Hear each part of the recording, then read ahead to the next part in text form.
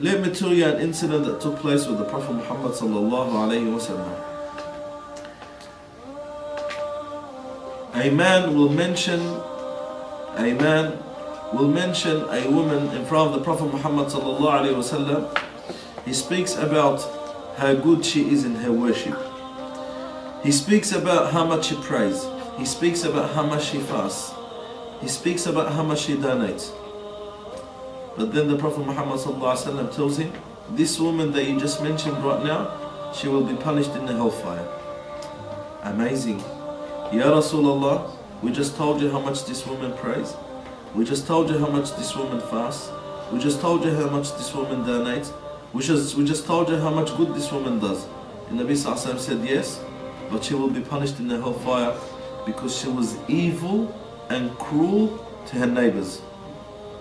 SubhanAllah. Prayers, fasting, donation, all these good actions, but she was cruel to her neighbors. And being cruel to your neighbor is as evil as any other major sin. And then on the other hand, the Nabi sallallahu alayhi wa sallam was mentioned to him another woman. She prays normal, she fasts normal, so she does not pray a lot. She prays her prayers, she fasts her fasting. She gives her zakat, and she does, average actions. She does, the normal average actions as a Muslim does when it comes to the ibadah. The Nabi sallallahu alayhi wa sallam said, but she's going to the Jannah. Why, O Messenger of Allah? Because she is very good and she is very well mannered to her neighbors. Subhanallah. Who thinks of that these days? You find Muslims, Islam to them is about salah, Islam to them is about fasting, Islam to them is about zakat, Islam to them is about reading the Quran al-Kareem, which no doubt this is Islam, but that's not all Islam. And then when it comes to having the good manners, when it comes to having the good morals, when it comes to having the good ethics, you find Muslims neglecting that. We neglect that. It's like we don't need to be well mannered. It's like we don't need to be well behaved. It's like we don't need to have the best of akhlaq. When Allah subhanahu wa ta'ala praised the Prophet alayhi salatu wasalam with the best of his character, and that was his manners. Allah subhanahu wa ta'ala says, وَإِنَّكَ لَعَلَى خُلُقٍ عَظِيمٍ. Indeed and verily Muhammad, you have the best of manners and you have the best of morals. With that, my sisters, the best and the most important thing that we have in our character as living in the West is to have the best of manners. The manners of the Prophet Muhammad sallallahu alayhi wa sallam that drew people to him and turned his enemies to be his followers, and made those who used to fight him to fight with him, and those who dislike him to like him, and those who turned away from him to turn to him, and those who looked down at him to look up at him sallallahu alayhi wa sallam. It was his manners, it was his morals, it was his ethics. And we have that responsibility of having the best of manners. We have the responsibility of having the best of ethics. We have the responsibility of having the best of discipline.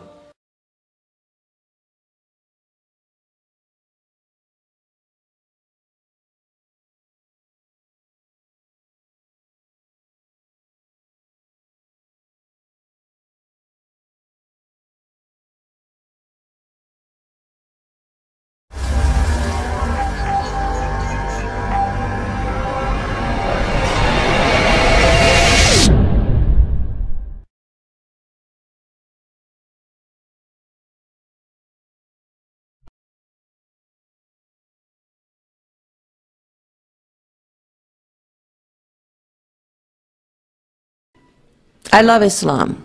Islam is absolutely my life. There's nothing in the world as important to me as Islam. And there is nothing in the world that I am not willing to give up for the sake of Allah, for Islam, and for the Muslims. That's a fact. It's an unquestionable fact. Because Islam is everything to me, because I know the power of Islam. I know the power of Allah. I understand Allah's love. I understand His wisdom. I understand His mercy. I understand His justice. And I know there is nothing that is better. And I wish to share this with everyone. And the first thing I had to learn was how to present Islam and how to live Islam. You know, for those of you who know, I embraced Islam about 24 years ago to the consternation of most of my family.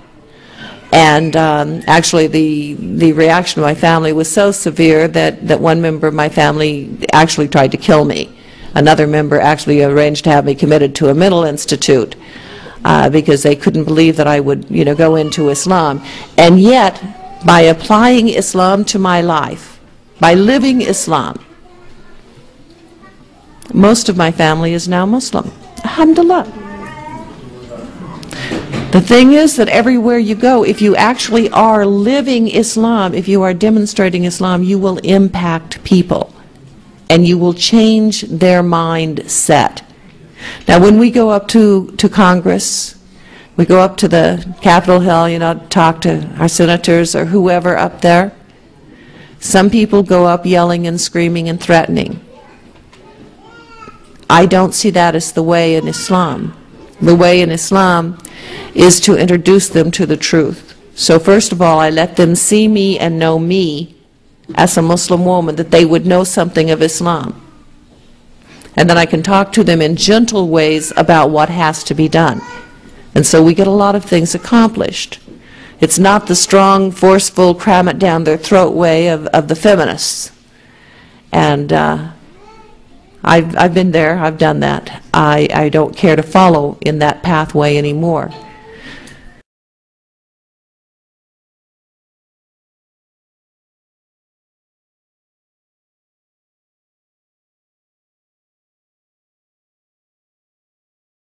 At 4.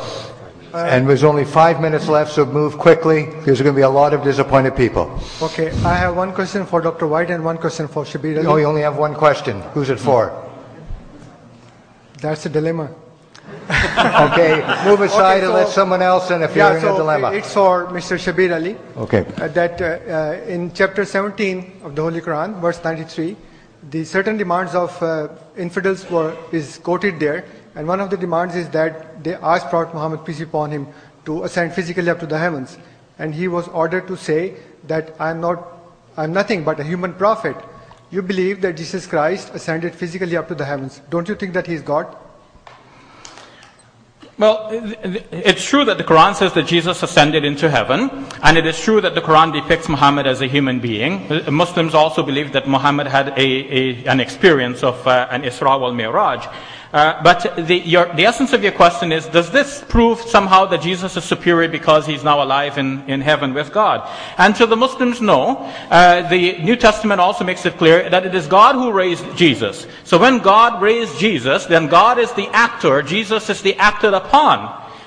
Therefore, Jesus is the object here. And God is the power that raised Jesus, even according to the New Testament. This is why the New Testament document, Acts of the Apostles, depict the apostles of Jesus as saying that they always said that the God of our forefathers has raised Jesus from the dead. This is the depiction. So, and they said that Jesus is the servant of that God. So it is very clear. The fact that Jesus is raised up by God means that Jesus is dependent upon God. It is God who is the actor, and Jesus is the object.